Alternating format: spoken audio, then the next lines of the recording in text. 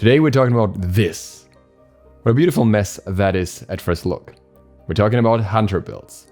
And now I could tell you that I came up with this build and 10 of you would immediately hate this build just because of me coming up with it, but actually I wasn't the one who made this build.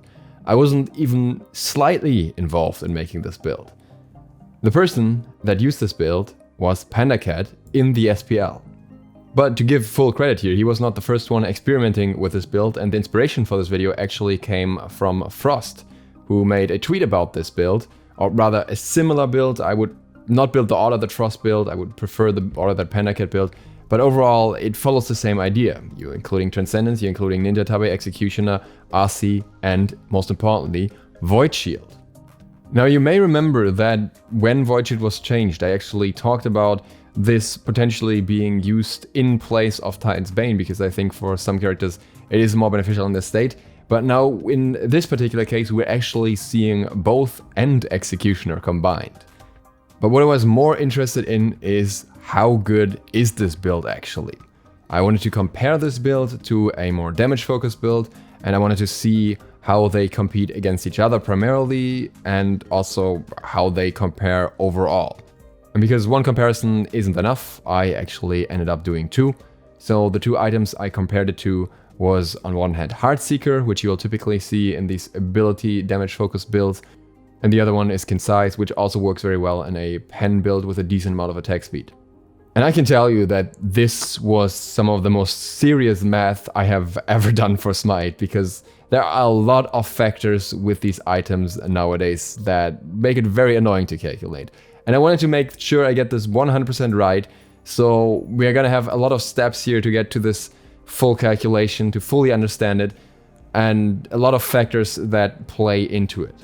One thing that I did exclude, because it would have made things even more messy, is the last slot Titan's Bane. So I went for the build as it was earlier in the game, and that was with a Hunter's Blessing, fully stacked obviously. And then the other items in order being Transcendence, Ninja Tabe, RC, Executioner, and Void Shield. I do understand that the outcome could be a little bit different with Titan's Bane, but again, this is already a behemoth of calculations, and adding in Titan's Bane makes it exponentially worse. So I had to take this particular snapshot here, and maybe if the items remain unchanged after mid-season patch, I might consider digging into that again, but I have a feeling we'll see some Hunter item changes anyways, so I'll definitely wait that out first. Another thing that I did not factor in is Heimdallr's passive, which in a 1v1 scenario, which was what we're going to be looking at primarily, is not that impactful anyways. It's just a minor increase in power and basic attack damage actually in that regard, and the main reason I excluded that is because the calculations for that were all wonky, and I actually had to talk to Hyres because his passive doesn't actually work the way it's described in the passive, so that is interesting. So he actually does a lot more damage with certain items like Hunter's Blessing. If you want to know more about that, check out my Twitter, I wrote a little bit about it there. But again, it's a relatively minor factor for these calculations anyways, and I've factored in all the other aspects. So the other two builds that we're going to look at are exactly the same, except for the Void Shield. In one case we're replacing Void Shield with Heartseeker, and in one case we're replacing it with Sais. And these are our normal stats here, just basically from in-game, adjusted for the lack of Heimdallr's passive. You can see the obvious difference in power, slight difference in attack speed with the Sais build, slight difference in flat pen for Heartseeker, and the percentage reduction that is only on Void Shield. And obviously furthermore, all of these have the percentage reduction of Executioner, which will gradually apply throughout this video essentially. What we're mainly going to do for comparison here is pit these builds against each other. So we're going to see how much damage a Void Shield Hunter would do to either Heartseeker or Sais Hunter. They have the same stats. So for that we need that target stats, which would be 2080 health and 76 physical protection level 20. And on the other hand, for both Heartseeker and Sais, we need to see how much damage they can do to a Hunter with Void Shield, which would be 2230 health and 136 physical protection.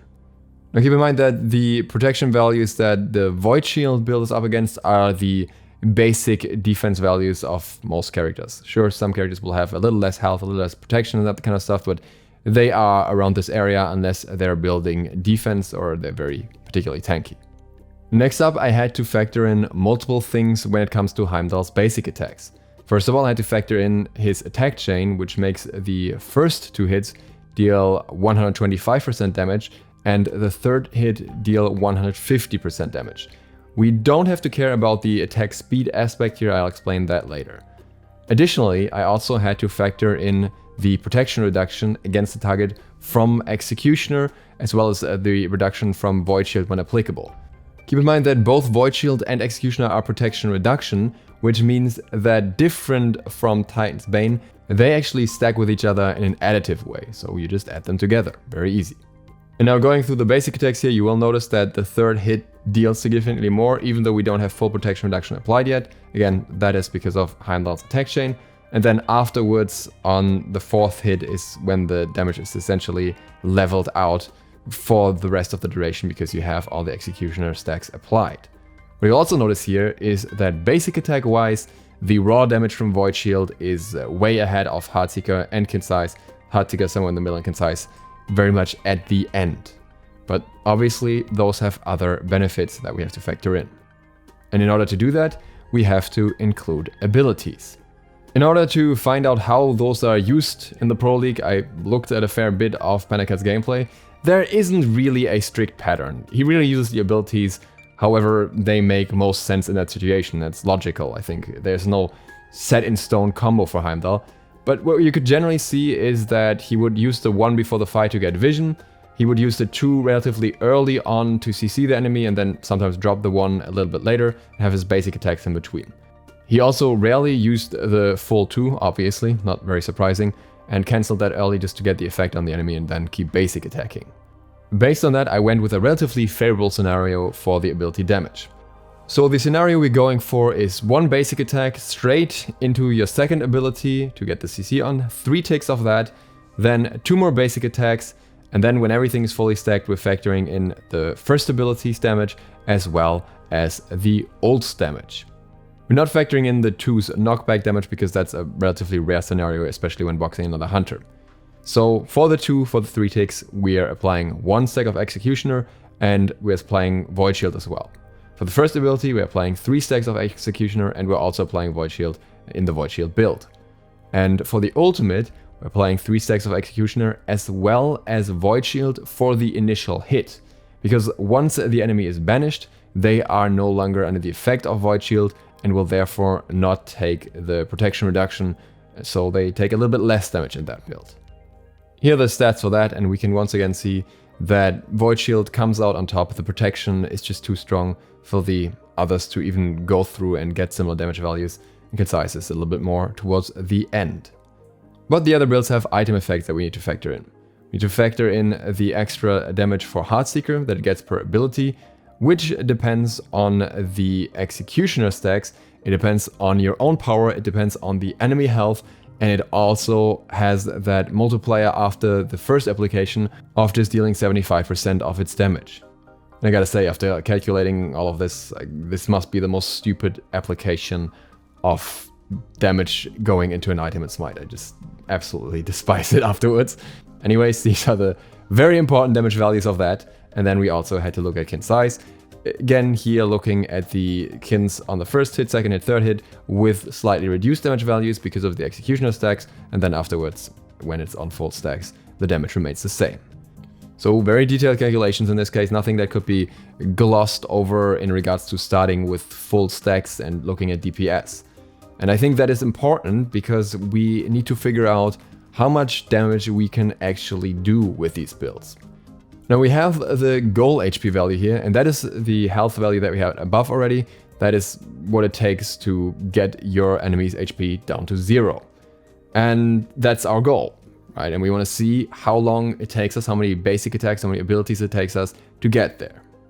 So first I added up the ability damage, as well as the Heartseeker damage were applicable, and then the basic attack damage of 4 basics with Sais.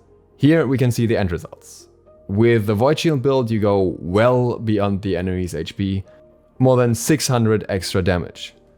With the Heartseeker build, you still go beyond the enemy's HP, roughly 250 damage more than that. With the Sais build, we're actually not reaching the goal HP here. The target still has 30 HP left. And we do have to keep in mind that the Sais build has 20% more attack speed, but that's not enough for an extra basic attack within these 4 hits yet, so Sais actually falls behind a little bit here at least. And then we are going to look at a similar scenario, but this time with only 2 abilities, with only the 1 and the 2. No ultimate included, because the ultimate is in itself a truckload of damage. And we're going to include 6 basic attacks, so we can see what happens for Sais in that case. Here we can see that with Void Shield we still have plenty of damage over our goal here, still 250 extra damage.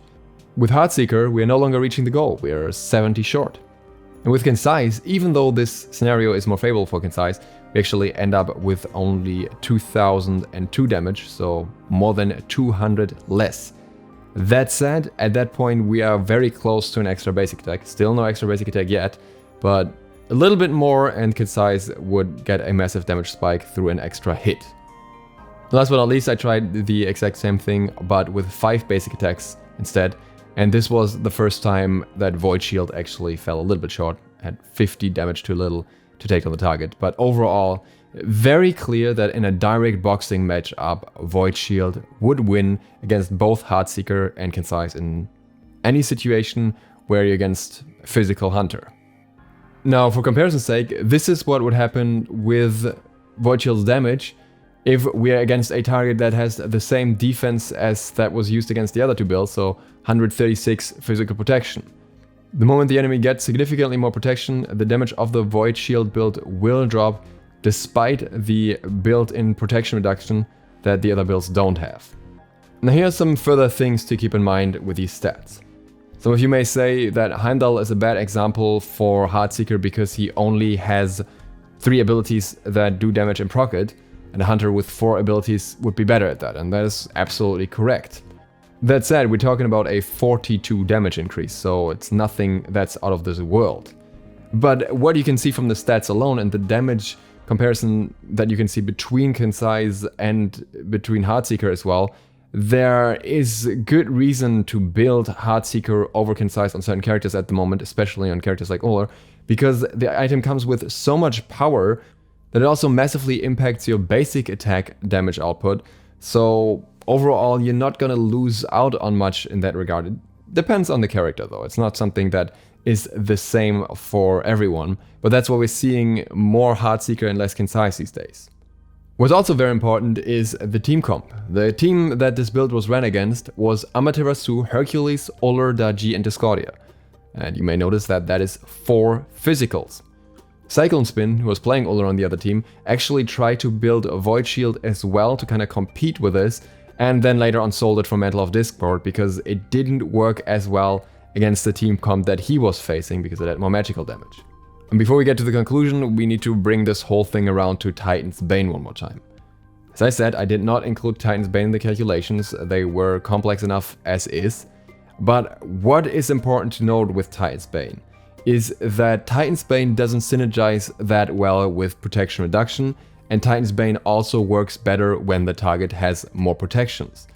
Based on that, Titan's Bane is less beneficial for the Void Shield build in multiple ways.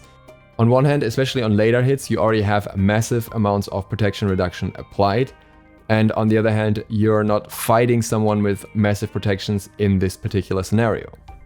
It can still be worth building, especially to have more ability damage on your initial abilities and more damage on your initial basic attacks going on a target, so it's not something that's completely pointless. But you do benefit more in the other builds, so if we included that, they would compete a little bit better. And that brings us to the conclusion. Is this build the be-all and all for hunters? No, I would not say so.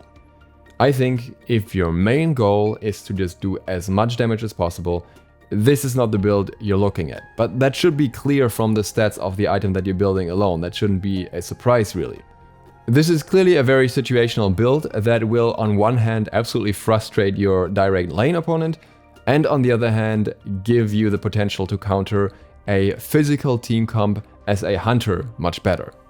For that purpose, it is absolutely excellent, and I would say that when you're facing 4 physicals, it is better to build this than Heartseeker or Sais, but that is when you're facing 4 physicals.